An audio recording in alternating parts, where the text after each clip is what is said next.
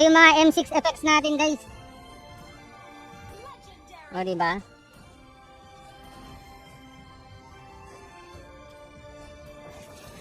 Wow. Tapos elimination. Boom. Tail effect. Oh, tangka pa. Tapos ito naman yung M6 exclusive battle emote, guys, na nakuha ko sa M6 Pass. Yan, tsaka ito. Tapos ito naman yung graffiti, guys. M6 Ignite. Obtained via M6 Pass. O, diba? Tapos ito naman yung Sacred Statue ni Claude, guys. Destruction. Boom! Sumabog eh. Ayan, meron din tayong M6 Glory Avatar Border, guys. Sa M6 Pass nyo rin ito makukuha, mga idol. Ayan, tapos ganito naman yung M6 Avatar Border, guys.